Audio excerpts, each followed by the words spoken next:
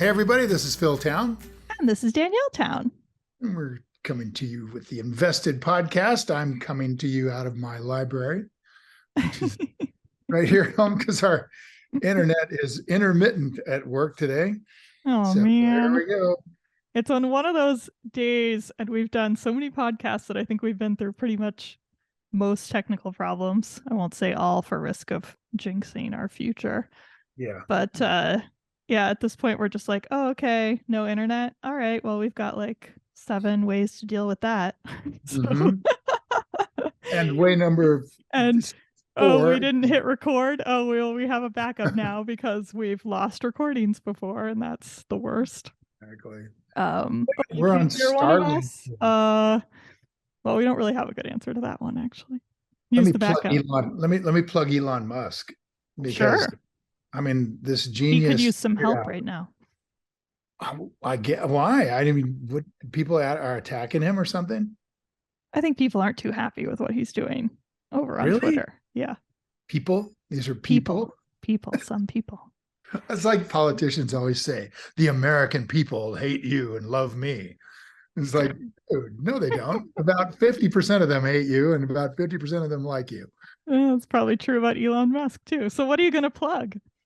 Starlink, which is, Oh, Starlink. we're out here on a horse farm, and there's the nearest cable is a couple miles away, and they don't feel really compelled to bring it down here because there's not enough people down our road. And we Man, asked what it would the cost us to bring it down. They uh-huh. said only $85,000 would they'd be happy to dig a ditch.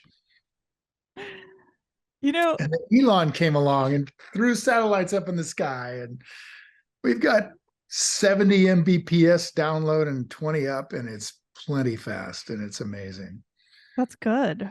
I mean, we do so well with all of our little rural work from homes, blah, blah, blah, remote working, teleworking, etc. But as soon as there's a problem with the internet or you go somewhere where there is like that, there's some good term for it. It's like the poverty of internet or something like that, lack of internet.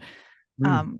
You realize how suddenly cut off you are. And there's it once you've run through the like cell phone and the data uplink and all the methods, if they're not working, there's not much you can do. And I it's mean, it's for extraordinary people who how don't have it's access, it is a huge problem. yeah, it's how dysfunctional our federal government is that no one is against bringing internet to rural areas in America. No one. And yet Congress can't pass a bill to do it actually and get it done. And I think, and the reason is because nobody wants to give the other side a win, which is just, I don't know, we've gotten to that place somehow in Inane. democracy. Yeah. So let's Yeah. talk about something that's like, for me, the exact opposite of that kind of terrible politics, which is Warren Buffett and Charlie Munger and Berkshire Warren and Hathaway. Charlie politically run a dictatorship, That's right. a benign, a benign dictatorship, A benevolent a dictatorship. benevolent dictatorship where all of the people under them are happy and have great autonomy, and it all works somehow for the last 70 years or Well, something. and they can leave anytime they want. So it's not a closed dictatorship, but nobody Right, does, and everybody wants to get in. right. It's fascinating. So they just had their annual meeting, Danielle, as you well know. They just had their annual meeting, and neither of us went. I still just I don't have the energy to do that trip and the whole weekend. So Yeah. I'm Guy Spear, terribly sad to miss it. Guy Spear was asking about you, Yeah, he and texted me. He's such a sweetie. he's really sweet. And He he was went missing me. and they did a value X in Berkshire, which I thought was a smart move. Oh, that's And had cool. I known they were doing a value X at Berkshire, because I'm not really on their list, I might have gone to just to see all those guys talk, hear Manesh say what Manesh want to say. Well, next year, hopefully. Next year. Yeah. I'm planning to be able to go next year. So hopefully you'll go with me. We'll Oh see. man, I would love to go with you. That would get me there for sure. If only Warren and Charlie will come back for one more. Come on, just one more. That's right. Can you Well, believe how sharp they are? Are they taking Adderall or something? I mean, is there I is hope there they're taking anything they want to. I could care less. Take it all, right? guys. Like, get your Coke dealer, do whatever you need to do. Have a great life.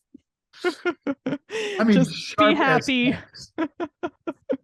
Very, very impressive, how they were handling things. And I think I've seen them worse, actually.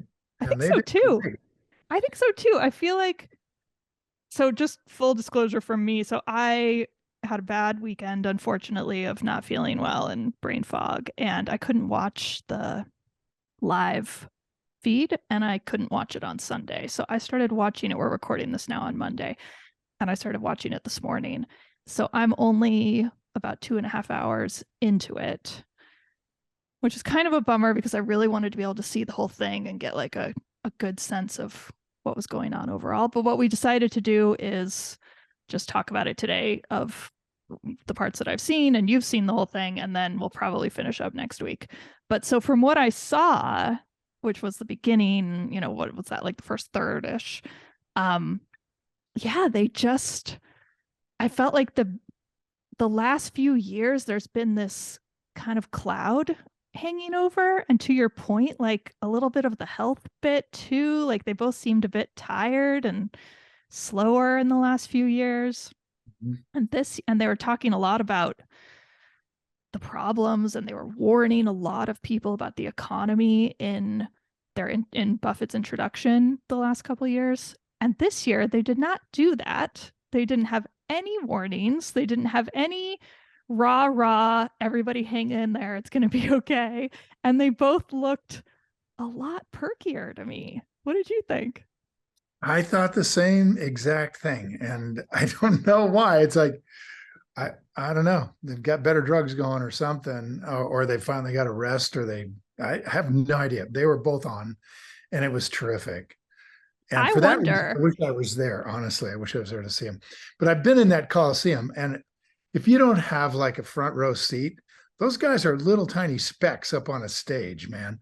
They're a long way away. So in a way, watching them on the video feed is a better view of what's going on. You really feel more connected to them than you do in the arena.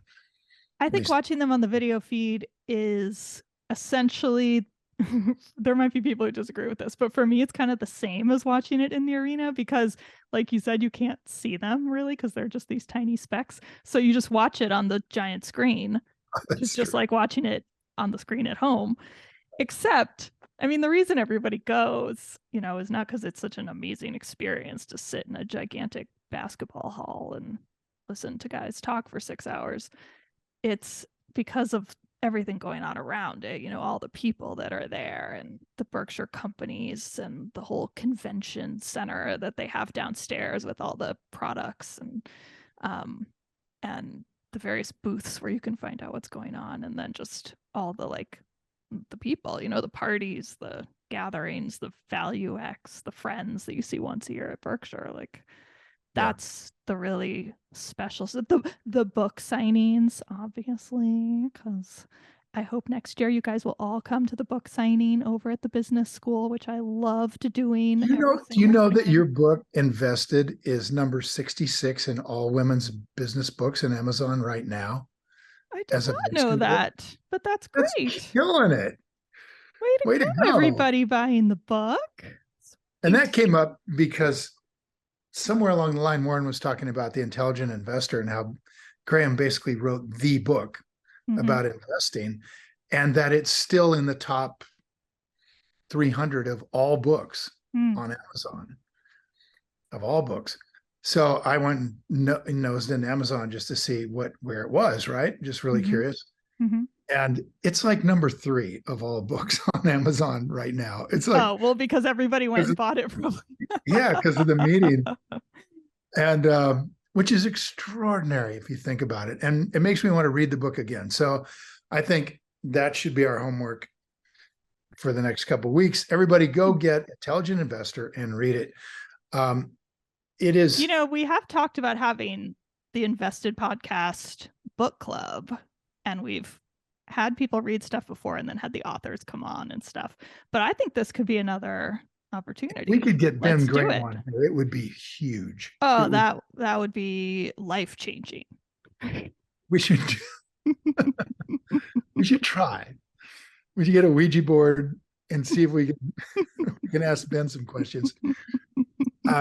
We'll get around to that in this or the next podcast. We'll get around to talking about Graham's way of investing versus Buffett and Munger. But let's talk about that quick, about the intelligent investor quickly, because to be real, there's no way I can go and read that book in the next week or in the next 3 weeks. Like, to be completely real, I just can't do it because of my brain not operating properly. I thought it was just because it's not that easy of a book. Actually. Well, that was my next statement, is like, that's true of any book with me, but that book in particular is hard to read. It's not a page turner. No. And that's all I can really say about it. Like, I appreciate it a lot. That was a hard read for me. A long time ago, I was studying philosophy. I just was reminded of this when you said it's hard. And there's a philosopher back at the turn of the 20th century named Wittgenstein, who, for his PhD thesis under Bertrand Russell, if I have the history right, studying under Bertrand Russell, brilliant philosopher, wrote a thesis called the Tractatus, and Bertrand Russell wrote the intro to it as here's what it's all about. And it is the densest damn book I've ever read. It's like every sentence is a deep philosophical statement that depends on the previous one if it's indented properly, and it's all in outline form. It's really, really dense. And after Bertrand Russell passed away, Wittgenstein said that Bertrand Russell didn't really get it. The intro wasn't right. So hard books can be harder than we can do sometimes. And that's a little bit like why we've written rule number 1 and payback time. Oh, definitely. Because we got to make it accessible to people like us, not necessarily to people like Warren Buffett, Well, but I don't want to sell us and us being like all of our listeners as well. Like, we can read it. Everybody listening can read that book and understand it. It's just slow. That's all. It's not a speed beach read. It's not that far off of Charlie Munger. At the very beginning of our podcast 7 years ago, we played Charlie all the time, saying that there are these 4 things, right? You've got to understand the business. It's got to have a durable competitive advantage. You got to have good management, and you got to have a margin of safety. It's simple. What are they going to do the rest of the semester if that's what they were teaching in business school? It's that simple. And we've been unpacking that thing for 7 years. Well, and if it's that simple, why do you have to have a great book called The Intelligent Investor, which describes every little detail of what you're supposed to do? You should need that book. But no, they love the book. They want everyone to read it. So, there's various levels to this thing. So what I suggest about the Intelligent Investor, because honestly, I think it's a great idea. You can sort of mic drop on that one. It'd be like, oh, it's so there. All right, sorry. Go ahead. Unfortunately, the moment has passed, but thank you. Oh, sorry. So should we talk about what's going on? I was going to say we do like a chapter of the Intelligent Investor. That's doable. And there are a couple chapters that are really like the crux of that book. Yeah, I would actually really like to go back through it like that. That would be really a good thing, I think. I think so too. It's kind of like when I went and did my Buffett intensive, when I went back and read all of his letters, which was a huge project, but really helped me sort of figure out like which ones I would come back to. And it's kind of the same with that book. It's like you can go through it and then think like, okay, I've got the overall now. Now, what are the points I'm going to read like once a year? And I think there are a couple chapters that are those ones. All right. Well, they should do that. But meanwhile, we should get back to the Buffett meeting. Correct. Okay. Well, so my first point was basically what we started with, which was that they didn't give us a lecture this time. Like nothing. No Go America. No everybody. Like the stock market has been around a long time and it'll continue. No, like stock market people are short-termers and terrible. Like no graphs, no chart, nothing. No slideshow. I mean, they showed the quarterly report, but like, I couldn't believe it. They've been doing this sort of rah-rah thing for so long. So something has really shifted. And in a weird, paradoxical way, which I feel like is kind of like probably not how you're supposed to be. I don't know. It's not that they're doing well off of people doing badly, but I think they see that there are opportunities for Berkshire, for people to buy equities, and that finally the stuff they've been talking um, about the great prosperity not going on forever is starting to happen. And I think it makes them feel, okay, this is all just me totally guessing, but I think it makes them feel like, oh, okay, like things are kind of getting to where they're supposed to be again. It's not this totally case of first impression, sui generis market that we've never seen before. Sui generis? First impression, like of its own. Is that like a legal term? It's a legal term, yes. Sui? S-U-I, Like it's Latin. S-O-O-E-Y? S-U-I, Latin, yeah. Sui generis. Oh, yeah, yes. Okay. Okay, but I don't think that they think that things are where they are supposed to be. Ooh, tell me. I think they think things are going there, and Okay. they're really pretty soon now.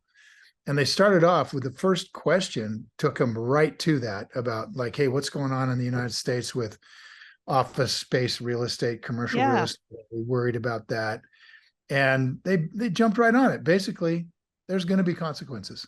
Mm-hmm. That's it. I mean, there are going to be consequences when you lend money out long term at 2%. People are going to borrow money and do things that are really speculative, and there will be consequences. And I think that was the first warning shot of the whole meeting right there, that things are different.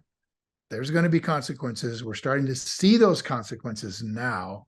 Mm-hmm. And I think Buffett and Munger are having more fun than they've had in quite a while. I think that's it. That's what I'm trying to get at. Yes, that's the vibe I got as well. It was like renewed vigor, fun.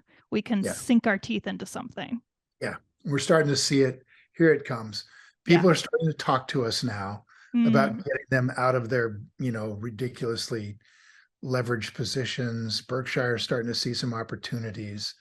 And the second question, I think, took us the next step in, which is that somebody said, with all the rapid changes in technology, and are we going to have new principles of investing? I think leaning on the idea that it's going to be shorter term. We can't really go long term because businesses are wiped out by technology quicker these days. And Munger goes, yeah, that's about right. Get used to making less. And it's like Warren immediately said, Charlie's been saying that since I met him. All right. Yeah. Don't take that. Utterly disagreed. He jumped in right away. Immediately. Which you don't usually see with them. He usually lets Charlie talk until he fully stops. Yeah. No, he climbed on that one, and he wanted to correct everything around Berkshire, saying, yeah, we're making a little less now because we're so big. We have $500 billion to manage, but but Warren is going like, I think there's plenty of opportunities. And basically what he was saying is opportunity. And I thought this was brilliant. I've never heard him say it quite like this. Opportunity comes from other people doing dumb things. I wrote that down too. Yes. Right. We've heard about fear versus greed for many, many years, but he very rarely talks about people doing dumb things because that's pretty critical of people. Yeah. And they're getting critical, both of them, of what has happened, who are doing things. Warren was publicly criticizing the president of the United States without naming him a couple of weeks ago. And I have never heard him do that. Basically saying in a different interview. I missed that one. Yeah. He was in an interview. And basically he's talking about people who do things because they don't understand, right? They don't understand what they're doing, or they're so politically driven, they don't care what the results are if they can get more power. And he was talking very specifically about Joe Biden, not by name, but that the country is proposing that we eliminate or we radically tax buybacks.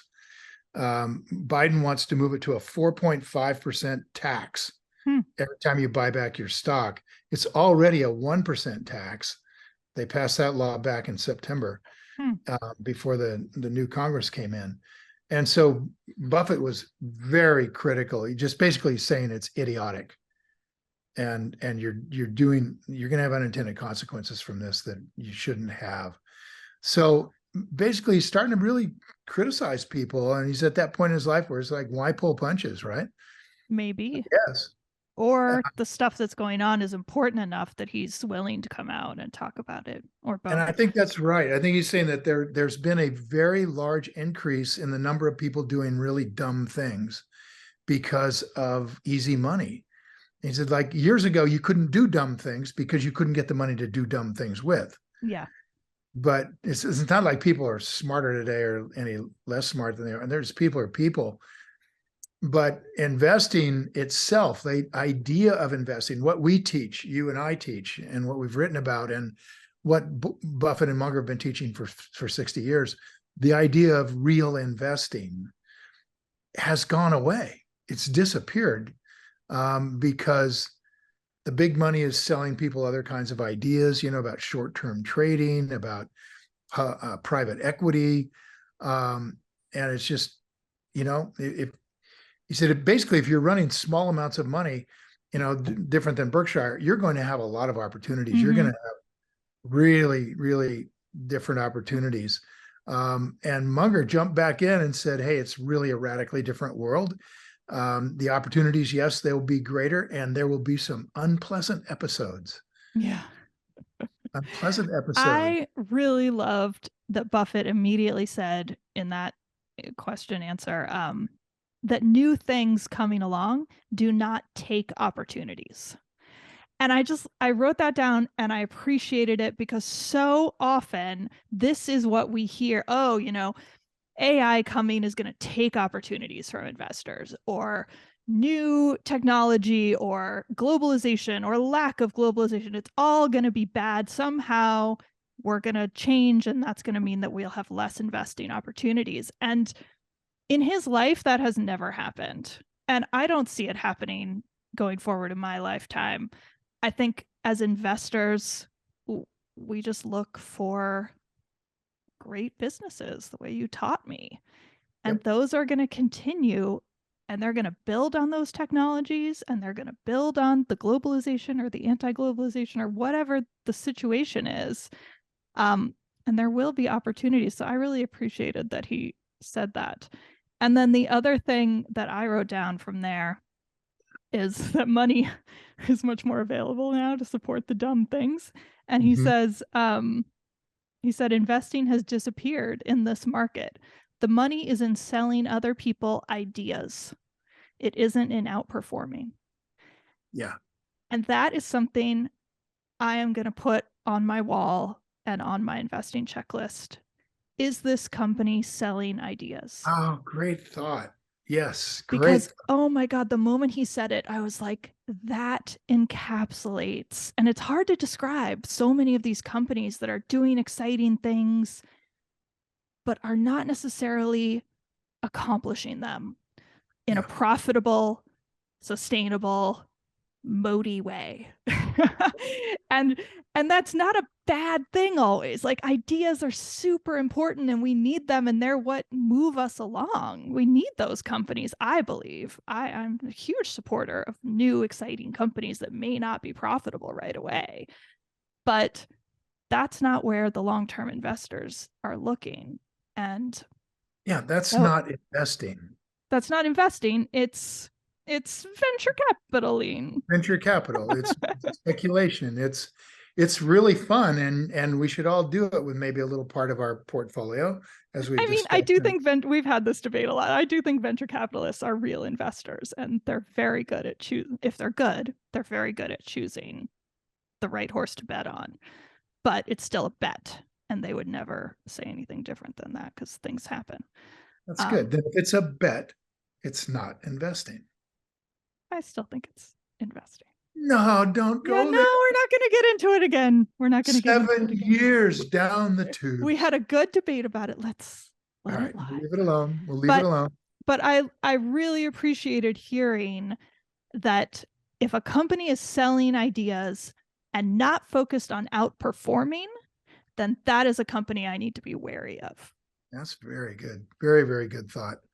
And I thought it was great that Buffett finished that whole idea by saying that if he would love to be born today, and start with not much and turn it into a lot. And Yeah. and Munger goes, I'd rather keep mine. Yeah. But that's a really cool thing. Is sometimes we think we've missed the boat. And for years, Charlie and Warren have both said it's getting harder. But I think right now it's about to get a lot easier. Well, and I think that part of the reason they say it's getting harder is just that they've taught so many people what to do. Like they used to have intellectual property that was their method of investing, and they basically shared it out for free to everybody. Yeah. And the result of that is that a lot of people are looking for the kinds of companies they're looking for. However, they're not necessarily executing it properly. They're still sticking on a short-termer kind of attitude and plan and in and out. Almost impossible for anybody that's got a bunch of money raised from other people to not think about the short term, because those people can take their money away. Yeah. And when they do, you're out of business. Yep. So it's a kind of irony, and a bit of a professional investor paradox is if you can show a really great track record because you invested the way we teach you, which will result in a really great track record, and then you go pro and raise money around that track record. The irony and the paradox is that you can't do that anymore. Your investors won't let you if you're not very careful.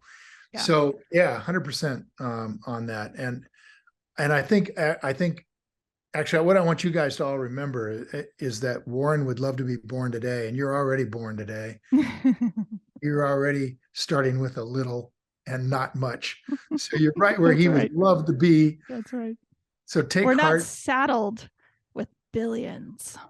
Thank goodness. We're not saddled with billions. Amen. Ugh. Amen to that. I'd rather be like Charlie and keep my billions. Okay, well, as we close here, I have to throw in the question about whether or not they'd ever made a decision, an investing decision emotionally, because I was like, oh, I need to know the answer to this one. And he was like, absolutely not. I have never made an emotional decision. And then Charlie was like, of course not. And they were both like, no way. And I was like, come on, guys. All right. You don't believe him? What is that? Is that looking through your colored glasses at their world?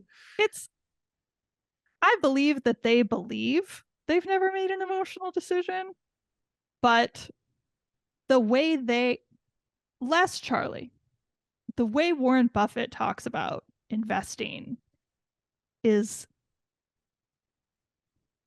I feel like they think emotional means something pejorative, means something negative, but it doesn't. The way Warren Buffett talks about choosing companies that are like the ones that he buys the entire company, let's say like the family businesses that he's bought, he always talks about the family that has been running it, or the person that has been founded it and has been running it. He talks about, the woman who started the Nebraska Furniture Mart, right? Like she's like his emblem of incredible management. And these are certainly a reason why they're buying the company. Certainly. Yeah. And those are non-controllable, non-quantitative people. Well, I think if you think that emotional is the equivalent of irrational, that is, it's the opposite of rational. You have rational and you have emotional. Yeah. An emotional decision is one which is just to be clear, I don't think that, but I think they probably think that. Yeah, I'm thinking that might be a definition that they would be fairly comfortable with, that an emotional decision is one which by definition is not rational.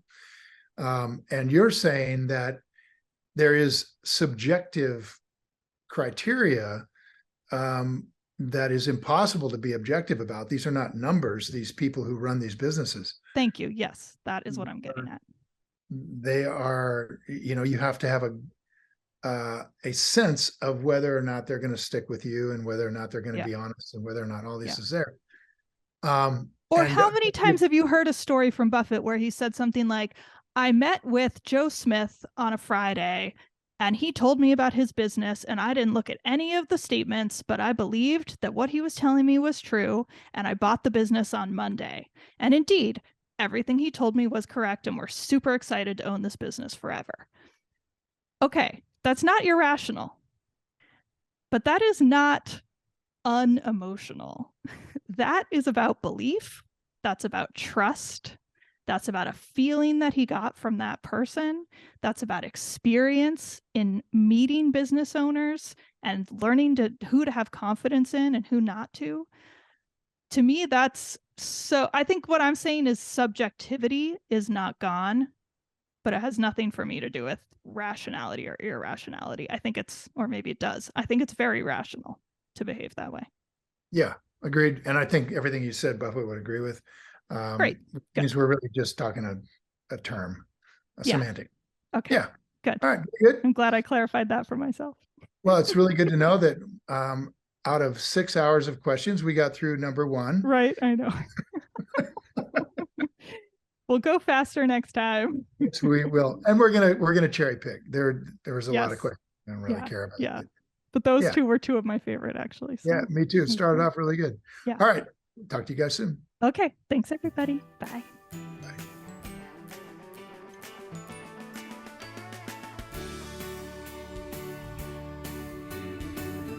Hi guys, thanks for listening to InvestED. If you enjoyed this episode and you want more information or to listen to additional episodes, visit our website at investedpodcast.com and sign up for my virtual workshop right there.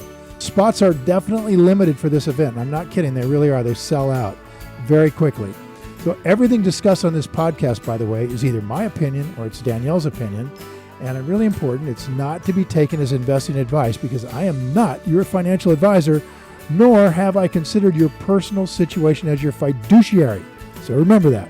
You're on your own here. This podcast is for your entertainment and education only, and I really hope you enjoyed it.